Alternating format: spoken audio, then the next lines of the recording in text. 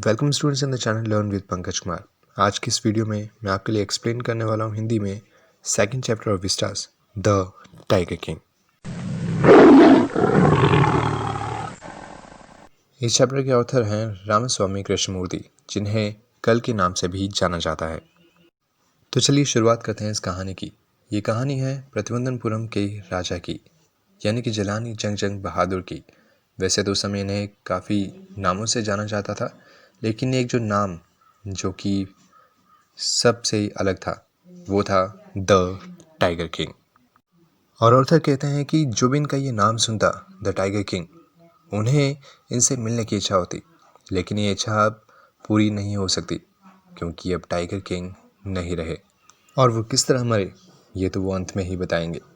तो इस कहानी की शुरुआत करते हुए कहते हैं कि जब ये प्रिंस पैदा हुआ, मतलब कि जब टाइगर किंग पैदा हुआ, तो एस्ट्रोलॉजर्स यानी कि भविष्यवक्ता जो थे वहाँ पे, उन्होंने भविष्यवाणी की कि इस बालक को एक दिन मरना होगा।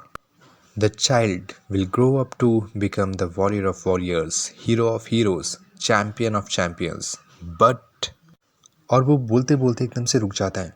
जब उनसे कहा गया आप रुक क्यों गए, बताइए इस बालक के बारे में।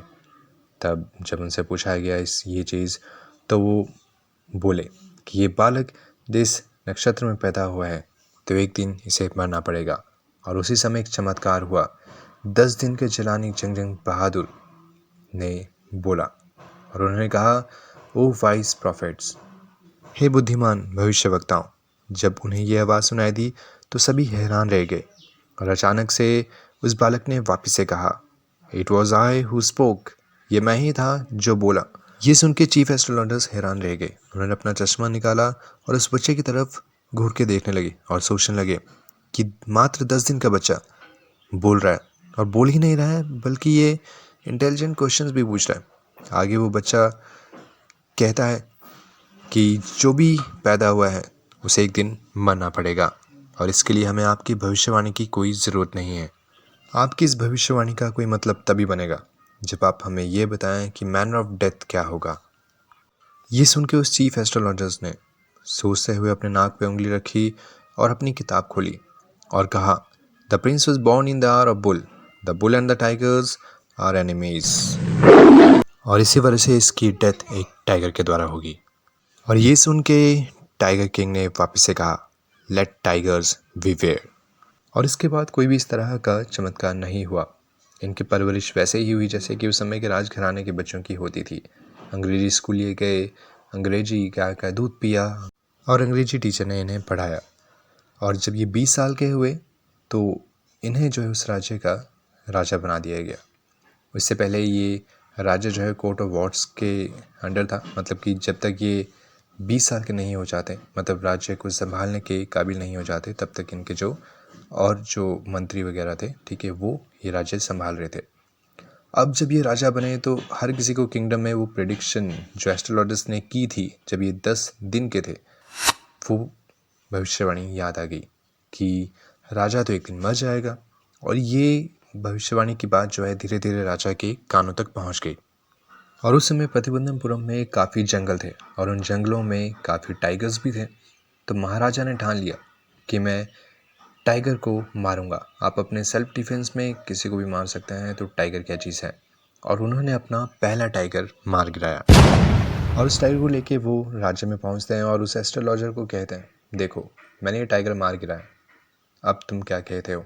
तो एस्ट्रोलॉजर कहता है कि महाराज, आप 99 टाइगर इसी तरह मार सकते हैं, लेकिन आपको 100वें टाइगर से सावधान रहना पड़ेगा।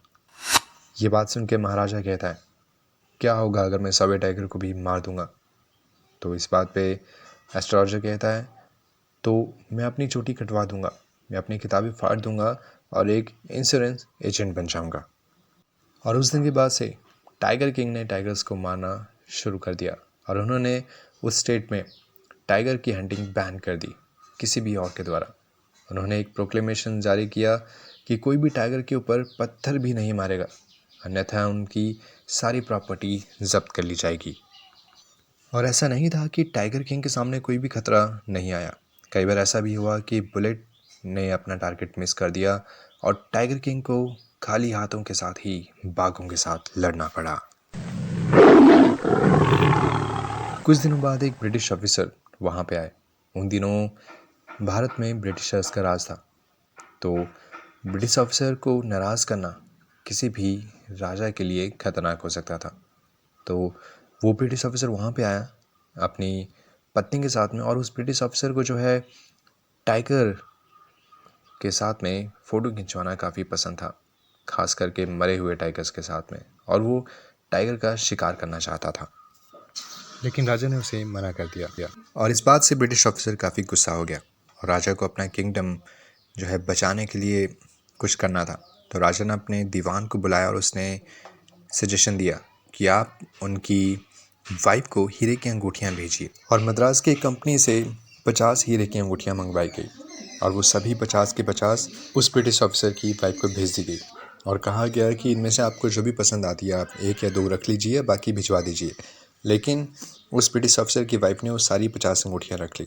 उस समय उनको बिल आया 3 लाख, जो काफ़ी ज़्यादा था, लेकिन राजा ने कहा कोई बात नहीं, मैंने अपना किंगडम तो बचा लिया। और राजा ने उसके बाद में टाइगर का शिकार वापस शुरू कर दिया, और इस तरह करके उसने 70 टाइगर मार गिराए।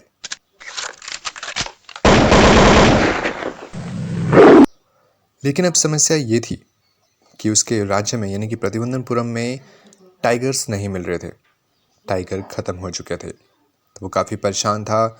उसने सोचा कि अब मैं क्या करूं, बाकी के 30 टाइगर कहाँ से लाऊं। तो स्टूडेंट आज की वीडियो में सिर्फ इतना ही। नेक्स्ट पार्ट में हम देखेंगे कि टाइगर किंग ने बाकी के 30 टाइगर कैसे मारे। तो thanks for watching and please subscribe.